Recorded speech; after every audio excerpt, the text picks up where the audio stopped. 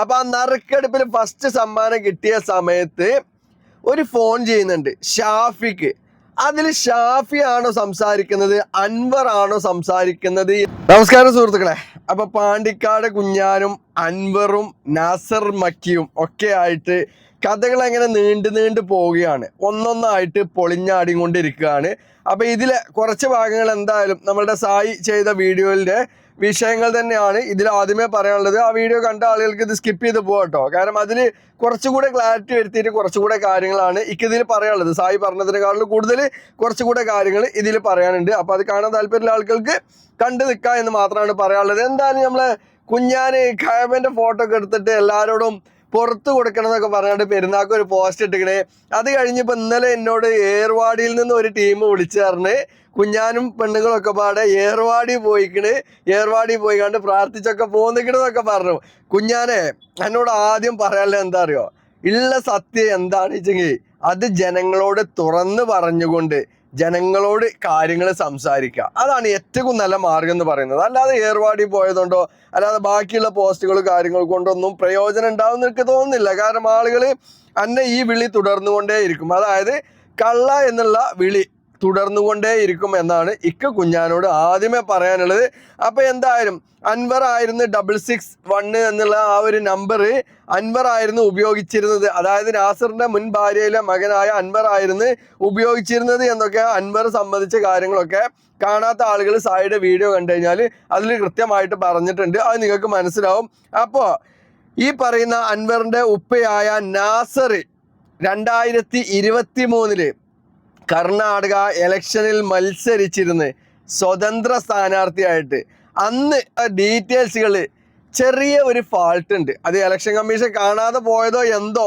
Election കമ്മീഷനെയും ഈ പറയുന്ന നാസർ മാക്കി പറ്റിച്ചോ എന്നുള്ളതാണ് എനിക്ക് ചോദിക്കാനുള്ളത്.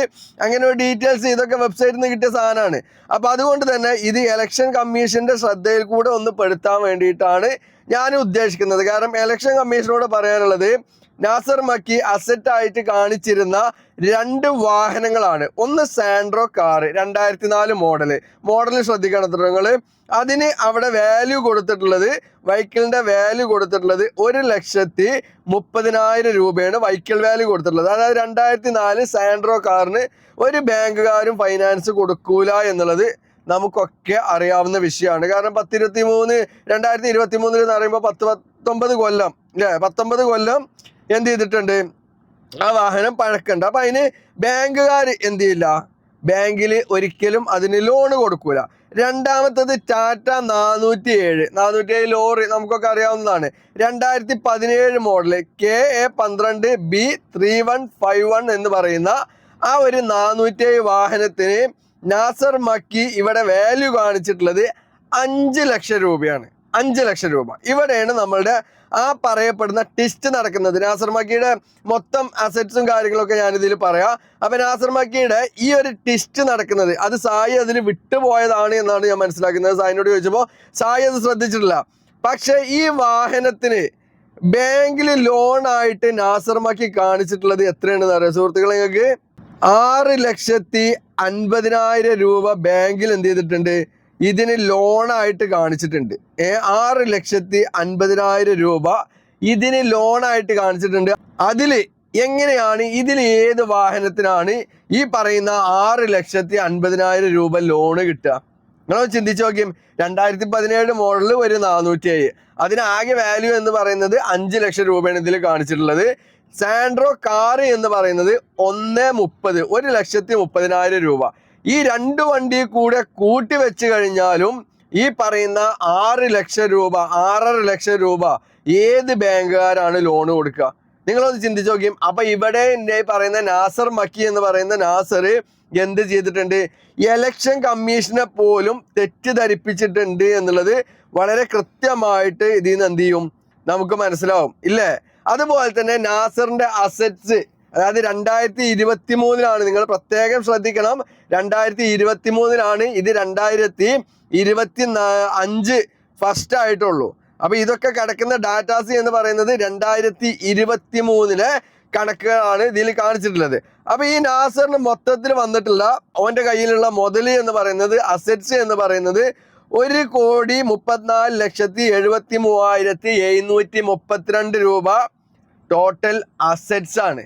അതായത് ഈ പറയുന്ന നാസർ മക്കിയുടെ കയ്യിലുള്ള അസറ്റ്സ്.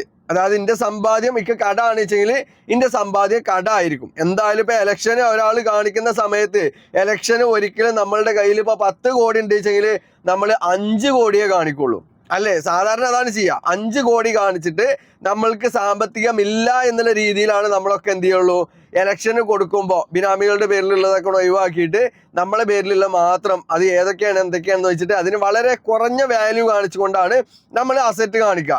അങ്ങനെ ഇവിടെ നാസർ മക്കി കാണിച്ചിട്ടുള്ള അസറ്റ് എന്ന് പറയുന്നത് 1,34,00,000 രൂപയാണ് ഇതിൽ കാണിച്ചിട്ടുള്ളത്. ഇതിൽ അവനക്ക് എന്ത് ചെയ്തിട്ടുണ്ട്, കടമായിട്ടുണ്ട് 31,25,000 രൂപ ഈ നാസർ മക്കിക്ക് കടമായിട്ടുണ്ട്. അപ്പോഴും നാസർ മക്കിയുടെ കയ്യിൽ 1,01,00,000 രൂപക്ക് മുകളിൽ 1.5 ലക്ഷം രൂപ നാസർ മക്കിയുടെ കയ്യിൽ അസറ്റ്സ് ആയിട്ടുണ്ട്. 2023 നാസർ മക്കി പറയുന്നുണ്ട്, നാസർ മക്കിക്ക് കടം വന്നത് കൊണ്ടാണ് ഈ പറയുന്ന നറുക്കെടുപ്പ് നടത്തിയത്, വീട് വിറ്റ് പോകാൻ കഴിയാത്തത് എന്നൊക്കെ പറയുന്നുണ്ട്. നാസർക്ക് ഒരു പ്രവാസിയാന്ന് പറഞ്ഞു. അതെ, ഞാൻ മുമ്പ് ഒരു പ്രവാസിയായിരുന്നു, 10 വർഷം സൗദിയിലുണ്ടായിരുന്നു. അപ്പം വന്നിട്ട് നാട്ടിൽ കുറച്ച് കച്ചവടം ചെയ്തെന്തോ പൊട്ടി തളർന്നുപോയി, ഇരുന്നുപോയി, കച്ചവടത്തിൽ ഇരുന്നുപോയി. ഇരുന്നതിന് ശേഷം അങ്ങനെ ഞാൻ ചെയ്തിട്ടുള്ളത്. ഏകദേശം 1 കോടിയോളം 1.5 കോടി രൂപ കടമുണ്ട്.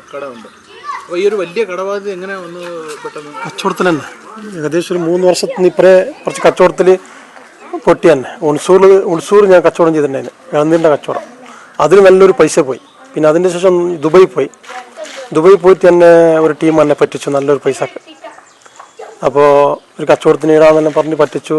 അതിൽ ഞാൻ നല്ലോണം തളർന്ന് ഞാൻ ഇരുന്നുപോയി. ഇനി ഒന്നും ചെയ്യാൻ പറ്റാത്ത ഒരു അവസ്ഥയിൽ ഞാൻ വന്നുപോയി. പറ്റിച്ച ഒരു സൂപ്പർ മാർക്കറ്റ് ഓപ്പൺ ആക്കാമെന്ന് പറഞ്ഞിട്ട് അങ്ങനെ പൈസ അടിച്ചതാണ്. ഞാനിടുന്ന അയച്ചു കൊടുത്ത് പിന്നെ ഞങ്ങൾക്ക് പോകാൻ പറ്റില്ല. പെട്ടെന്ന് ഡെങ്കു പനി വന്നുപോയി. പിന്നെ ഒരു മാസം കഴിഞ്ഞിട്ട് പോകുമ്പോഴേ കാളില്ല. പിന്നെ 2 ദിവസം ഒന്ന് തിരഞ്ഞു നോക്കുമ്പോൾ ആളെ കിട്ടുന്നില്ല. പിന്നെ തിരിച്ചു വന്ന് ഞാനിവിടെ കംപ്ലൈൻറ്റ് കൊടുത്തു. അങ്ങനെ ചെയ്തതാണ്. ഈ 2023 കഴിഞ്ഞപ്പോൾ എങ്ങനെയാണ് നാസർ മക്കിക്ക് ഈ കടങ്ങൾ വന്നിട്ടുള്ളത്? എന്ത് ബിസിനസ് ചെയ്തിട്ടാണ് ഈ 1 കോടിയോളം രൂപ നാസർ മക്കിക്ക് എന്ത് ചെയ്തിട്ടുള്ളത്, കടമായി വന്നിട്ടുള്ളത്? പിന്നെ സ്വന്തം പേരിൽ സ്ഥലം ഉണ്ട് എന്നുള്ളത് ഷാഫിമായിട്ടൊരു ഇന്റർവ്യൂ ഉണ്ടല്ലോ ഫസ്റ്റ്, ആ വീട് കിട്ടിയതിന് ശേഷം ഷാഫി പറയുന്ന ആ ഒരു വീഡിയോ ഉണ്ട്. അപ്പൊ അതിൽ കറക്റ്റായിട്ട് ഷാഫി പറയുന്നുണ്ട്, ഷാഫിനോട് നാസർ മക്കി പറയുന്നുണ്ട് ഇങ്ങനെ ഇനിയും എന്താ പറയുക സ്ഥലം ഉണ്ട്, അവിടെ മഴ പെയ്താൽ താമസിക്കാൻ പറ്റൂല, അപ്പൊ തൽക്കാലം ഒരു വീട് എടുത്ത് മാറിയിട്ട് അവിടുന്ന് പിന്നെ അങ്ങോട്ട് മാറി താമസിക്കാന്നൊക്കെ എന്ത് ചെയ്യുന്നുണ്ട് നാസർ കൃത്യമായിട്ട് പറയുന്നുണ്ട്. ആ വീഡിയോ ഒന്ന് കാണി. സത്യം പറയാൻ എനിക്ക് ഈ വീട് വേണ്ടാന്ന് തന്നെ ഉദ്ദേശിച്ചാണ്. ഞാൻ ഒരു വാടക വീട് നോക്കുന്നുണ്ട്. ഏതായാലും ഞാൻ പോകും. പിന്നെ മഴക്കാലം കഴിഞ്ഞാൽ ഇനിയിപ്പോ 6 മാസം മഴ തന്നെ. ഈ മഴയ്ക്ക് നമുക്ക് ചെറിയൊരു വീട് ഇതൊന്നും വെക്കാനും പറ്റൂല. ഞങ്ങൾക്ക് വേറൊരു സ്ഥലമുണ്ട്. ചെറിയൊരു മട്ടത്തിൽ ഞാൻ വീട് വെച്ചിട്ട് ഇൻഷാ അല്ലാഹ് ഞാൻ എന്റെ വീട്ടുപോലെ നോളാം. അതെ, ഇവൻ എന്ത് ചെയ്യുന്നുണ്ട്, സ്ഥലമുണ്ട്. അപ്പൊ ഈ ഇലക്ഷൻ കമ്മീഷൻ ഇതിൽ കാണിച്ച 15 ലക്ഷം രൂപ വാല്യൂ ഉള്ള ആ സ്ഥലം നാസർ മക്കിക്ക് ഇപ്പോഴും നിലവിലുണ്ട്, അത് വിറ്റിട്ടില്ല. അപ്പൊ ഈ കുഞ്ഞാനും മുകേഷും അതുപോലെ തന്നെ എന്താ പറയാ KL ബിജു അങ്ങനെ ഒരുപാട് ആളുകൾ ഈ വീഡിയോ ചെയ്ത ആളുകളൊക്കെ പിന്നെ എന്ത് അടിസ്ഥാനത്തിലാണ് ഈ നാസറിന് കടമുണ്ട് എന്ന് പറഞ്ഞുകൊണ്ട് നിങ്ങൾ വീഡിയോ ചെയ്തത്? എന്ത് അടിസ്ഥാനത്തിലാണ്? അപ്പൊ നാസറിന് എത്ര രൂപയാണ് കടം? 1.5 കോടി രൂപയുടെ മുകളിൽ കടം ഉണ്ട് എന്നൊക്കെയാണ് നിങ്ങൾ പല വീഡിയോയിലും കാര്യങ്ങളൊക്കെ പറഞ്ഞിട്ടുള്ളത്. അതായത് നല്ല കടബാധ്യത ഉണ്ട് എന്നുള്ളതൊക്കെയാണ് പറയുന്നത്. ഈ നാസർ മക്കിയുടെ സ്നേഹനിധികളായ നാട്ടുകാരെ ഞാൻ ഒരിക്കലും കുറ്റം പറയില്ല കേട്ടോ. കാരണം ഇലക്ഷൻ സമയത്ത് നമ്മൾ എത്ര വലിയ സുഹൃത്തുക്കളായി കഴിഞ്ഞാലും പാർട്ടിക്ക് വോട്ട് ചെയ്തിട്ട് പാർട്ടി കഴിഞ്ഞിട്ട് മറ്റു സുഹൃത്തുക്കൾ ഉണ്ടാവുള്ളൂ. ചില ആളുകൾക്ക് അങ്ങനെയല്ല, സുഹൃത്തുക്കൾ തന്നെ ആയിരിക്കും വലുത്. അപ്പൊ ഈ നാസർ മക്കി സ്വതന്ത്ര സ്ഥാനാർത്ഥിയായി നിന്ന സമയത്ത് നാസർ മക്കിക്ക് കിട്ടിയിട്ടുള്ളത് വെറും 346 വോട്ടാണ്. വെറും 346 വോട്ട്. അതിവിടെ ശ്രദ്ധിക്കേണ്ട ഒരു കാര്യം കേട്ടോ. കാരണം നാസറിനെ നാട്ടുകാർ സഹായിക്കുന്നില്ല എന്നുള്ള ലെവലിലേക്കൊന്നും ഇത് വരണ്ട. കാരണം ഒരു സ്വതന്ത്ര സ്ഥാനാർത്ഥിക്ക് എന്താ പറയാ അത്യാവശ്യം കുഴപ്പമില്ലാത്തൊരു വോട്ട് തന്നെയാണ് അത്. 346 വോട്ട് കിട്ടാന്ന് കഴിഞ്ഞാൽ വലിയ കുഴപ്പമില്ലാത്ത വോട്ടാണ്. അപ്പൊ ഈ നാസർ മക്കീന്റെ കടബാധ്യതകൾ എങ്ങനെ വന്നു, ഏതിൽ വന്നു? ദുബായിൽ ബിസിനസ് ചെയ്തു എന്ന് പറഞ്ഞ് ഏത് വർഷം, എന്താണ് അതിന്റെ ഡാറ്റാസ്, അതൊക്കെ നാസർ ഈ പുറത്തു വിടേണ്ടി വരും. അതൊക്കെ ഈ പുറത്തു വിടണം. കാരണം എന്ത് ബിസിനസ്സാണ് ഒരാൾ പറ്റിച്ചിട്ടുണ്ട്, അതിനെതിരെ കേസ് കൊടുത്തതെന്നൊക്കെ പറയുന്നുണ്ട്. അപ്പൊ ആ കേസ് കൊടുത്തിട്ടുണ്ട് എന്നുണ്ടെങ്കിൽ ആ കേസ് കൊടുത്തതിന്റെ രേഖകളൊക്കെ പുറത്തു വരട്ടെ. ആരാണ് ഈ പറ്റിച്ചത് എന്നുള്ളതൊക്കെ നമുക്കൊന്നും അറിയാലോ. അപ്പൊ എന്തായാലും ആ ഡീറ്റെയിൽസുകളും കാര്യങ്ങളൊക്കെ കൂടെ നാസർ ഒന്ന് പുറത്തു വിടാൻ വേണ്ടിയിട്ട് ശ്രമിക്കണം എന്നാണ് നാസറിനോടൊക്കെ പറയാനുള്ളത്. പിന്നെ ഞാനിവിടെ ഒരു ചെറിയ സംശയമാണ്, അതിന് നിങ്ങൾ കമൻ്റ് ആയിട്ട് ഇടുക. ഈ സംശയം ശരിയാണോ തെറ്റാണോ എന്നുള്ളത് എനിക്ക് ചെറിയൊരു സംശയം തോന്നിയാണ്. കാരണം ഞാൻ പലവട്ടം റിപ്പീറ്റ് ചെയ്ത് കേട്ടിട്ട് എന്ത് ചെയ്ത് അത് ഞാൻ 3 ആളുടെയും വോയിസ് ആയിട്ട് അവിടെ കൊടുക്കുന്നുണ്ട്. അപ്പൊ ആ നറുക്കെടുപ്പിൽ ഫസ്റ്റ് സമ്മാനം കിട്ടിയ സമയത്ത് ഒരു ഫോൺ ചെയ്യുന്നുണ്ട് ഷാഫിക്ക്. അതിൽ ഷാഫി ആണോ സംസാരിക്കുന്നത് അൻവർ ആണോ സംസാരിക്കുന്നത് എന്നുള്ളത് ചെറിയ ഒരു സംശയമാണ്. ആ വീഡിയോ വീണ്ടും റിപ്പീറ്റ് ചെയ്തിരുന്ന് കേട്ടപ്പോൾ എനിക്കൊരു സംശയം, ആ വോയിസ് അൻവറിന്റെ വോയിസ് അല്ലേ എന്നുള്ളത് ചെറിയൊരു സംശയം. എന്തായാലും നിങ്ങൾ ആ 3 വോയിസ് ആദ്യം നമ്മൾ എന്ത് ചെയ്യുന്നുണ്ട്, നറുക്കെടുപ്പ് നടന്നപ്പോൾ കുഞ്ഞാനും നാസറും ഒക്കെ വിളിച്ച ആ ഒരു വോയിസ് ഇവിടെ കേൾപ്പിക്കുന്നുണ്ട്. അത് കഴിഞ്ഞിട്ട് നമ്മൾ എന്ത് ചെയ്യുന്നുണ്ട്, അൻവറിന്റെ വോയിസ് കേൾപ്പിക്കുന്നുണ്ട്. അത് കഴിഞ്ഞിട്ട് ഷാഫിയുടെ വോയിസും കേൾപ്പിക്കുന്നുണ്ട്. ഈ 3 വോയിസ് ഒന്ന് കേട്ടോ നിങ്ങള്. ഞാൻ കൊടുക്കുന്നത് നമ്മളൊരു വീടിന്റെ ഒരു ലെഫ്റ്റുണ്ടായിരുന്നു നമ്മളെ മുഹമ്മദ് സാഫിയ. ഞാൻ കൊടുക്കുന്നത് നാസർക്കാന്ന് പറഞ്ഞു വീടിന്റെ കൂപ്പനത്തിന്റെ അല്ല നിങ്ങൾ എത്ര ടിക്കറ്റ് എടുത്തത്? 13 ടിക്കറ്റ്. ഗ്യാലറിയിൽ കയറിയിട്ട് റെഡ്മിയുടെ മൊബൈലിൽ ഗാലറിയിൽ കയറിയിട്ട് ഏത് ഫോട്ടോ സ്ക്രീൻഷോട്ട് എടുത്താലും അതിൽ ആ സ്ക്രീൻഷോട്ട് എടുക്കുന്ന സമയമാണ് കാണിക്കുക. അപ്പൊ ആ 3 വോയിസുകൾ കേട്ടില്ലേ? ആ 3 വോയിസിൽ ഇത് സത്യത്തിൽ ആരാണ്? നിങ്ങളൊന്ന് കമന്റ് ചെയ്യും. കാരണം എന്താ പറയുക, ഇക്കൊരു സംശയമാണ്. അത് അത്രയ്ക്കാണ് ഉറപ്പിക്കാനായിട്ടില്ല. പിന്നെ നമ്മൾ എന്ത് ചെയ്യണം, സൗണ്ട് ക്ലാരിറ്റി വരുത്തിക്കാണ്ടൊക്കെ ചെയ്തിരുന്ന ആളുകളുണ്ടല്ലോ, അവരൊക്കെ ആയിട്ട് കോൺടാക്ട് ചെയ്തുകൊണ്ട് നമുക്കൊന്ന് ശ്രമിച്ച് നോക്കാം. അത്രയൊക്കെ പറയാനുള്ളൂ. കാരണം ശ്രമിച്ച് എത്രത്തോളം വിജയകരമാവും സക്സസ് ആവും എന്നുള്ളതൊന്നും പറയാൻ പറ്റില്ല. എന്തായാലും ശ്രമിച്ച് നോക്കാം. അപ്പോൾ നിങ്ങളോട് ഇത്രേ പറയാനുള്ളൂ. ഇതിലെ സൂത്രധാരന്മാർ എന്ന് പറയുന്നത് ഒന്ന് നാസർ മക്കി, അൻവർ എന്ന മകന്, പിന്നെ നമ്മളെ പാണ്ടിക്കാട് കുഞ്ഞാനും. ഈ 3 പേരാണ് ഇതിലെ മെയിൻ സൂത്രധാരന്മാർ എന്നുള്ള കാര്യത്തിൽ ഏകദേശം ഇപ്പം നല്ല രീതിയിലുള്ള ക്ലാരിറ്റി കാര്യങ്ങളൊക്കെ നിങ്ങൾക്ക് ആയിട്ടുണ്ടാവുമല്ലോ. കാരണം കുഞ്ഞാൻ അറിയാതെ ഈ നറുക്കെടുപ്പിൽ അങ്ങനെ ഒരു തരികിട നടക്കൂല, നാസർ അറിയാതെ നടക്കൂല, അൻവർ അറിയാതെ നടക്കൂല. കാരണം ഈ അൻവറിന്റെ കയ്യിൽ 25 കൊല്ലമായിട്ട് പരിചയമില്ലാത്ത, അല്ലെങ്കിൽ 25 കൊല്ലമായിട്ട് ഒരു ബന്ധമില്ലാത്ത സ്വന്തം ഇപ്പൊ പെട്ടെന്ന് നറുക്കെടുപ്പിന്റെ സമയത്ത്, കല്യാണത്തിന്റെ സമയത്ത് എന്താ പറയാ, പെട്ടെന്ന് അൻവറിന്റെ അടുത്ത് പ്രത്യക്ഷപ്പെടുന്നു, അൻവറിനോട് സഹായം ചോദിച്ചു വരുന്നു. എന്നിട്ട് ആ സഹായം ചെയ്ത അൻവർ എന്ത് ചെയ്യാണ്, 13 ടിക്കറ്റ് എടുക്കുന്നു. 13 ടിക്കറ്റ് എടുത്തതിൽ ടിക്കറ്റ് അടിച്ചപ്പോ ഷാഫിക്ക് മാത്രമായി വീട് മാറുന്നു. 4 പേരിൽ 3 പാർട്ണർമാര് മൂഞ്ചിന്. അപ്പൊ ഇതൊക്കെ എവിടേക്കാ നിങ്ങൾ ഈ നുണകൾ പറഞ്ഞു പോണത്? ഇനിയും നുണകൾ പറഞ്ഞുകൊണ്ടേ ഇരിക്കണം നിങ്ങൾ. കാരണം നിങ്ങൾ പറയുന്ന ഓരോ നുണകളും, നിങ്ങൾ ചെയ്യുന്ന ഓരോ വീഡിയോകളും പൊളിച്ചടിക്ക് നിങ്ങളുടെ കയ്യിൽ തരും. കാരണം നിങ്ങൾക്കെതിരെയുള്ള തെളിവുകൾ നിങ്ങൾ തന്നെയാണ് തരുന്നത്. നിങ്ങൾ തന്നെ നിങ്ങളുടെ വീഡിയോയിലൂടെ, നിങ്ങളുടെ പ്രവർത്തികളിലൂടെ വളരെ കൃത്യമായിട്ട് ഞങ്ങൾക്ക് മുൻപിലേക്ക് നിങ്ങൾ എത്തിച്ചു തരുന്നുണ്ട്. അത് ഞാനും സായിയെ പോലെയുള്ള ആളുകളൊക്കെ വളരെ കൃത്യമായിട്ട് പൊളിച്ചടിക്കാണ്ട് ജനങ്ങളെ കയ്യൊക്കെ കൊടുക്കുന്നുണ്ട്. അതാണ് ഇവിടെ സംഭവിച്ചു കൊണ്ടിരിക്കുന്നത്. അപ്പൊ എന്തായാലും അറിയാത്ത ആളുകൾക്ക് ഇപ്പോൾ പറയാനുള്ളത്, എന്തായാലും പാണ്ടിക്കാട് കുഞ്ഞാനെതിരെയും ഈ ടീമിനെതിരെയും അന്വേഷണത്തിന് ഉത്തരവിട്ടിട്ടുണ്ട്. അതിന്റെ ചുമതല എന്ന് പറയുന്നത് മലപ്പുറം SP-ക്കാണ് അന്വേഷണ ചുമതല. അപ്പൊ പല ആളുകളും ചോദിക്കുന്നുണ്ട് കേസ് എടുത്തിട്ടില്ല എന്നുള്ളത്. കേസ് എടുത്തിട്ടുണ്ട്, അന്വേഷണത്തിന് ഉത്തരവ് ഇട്ടിട്ടുണ്ട്. അന്വേഷണ ചുമതല മലപ്പുറം SP-ക്കാണ്. അപ്പൊ ഇതൊക്കെ ഇതിലൂടെ നടന്നുകൊണ്ടിരിക്കുന്നുണ്ട്. അപ്പൊ കേസ് എന്താവും എന്നുള്ളതൊക്കെ നമുക്ക് വളരെ കൃത്യമായിട്ട് കാണാം. എന്തായാലും കേസ് അന്വേഷിക്കുന്ന ഉദ്യോഗസ്ഥന്മാർക്ക് കൂടുതൽ ഡീറ്റെയിൽസുകൾ അത്ര കളക്ട് ചെയ്യേണ്ട ആവശ്യം വരും തോന്നുന്നില്ല.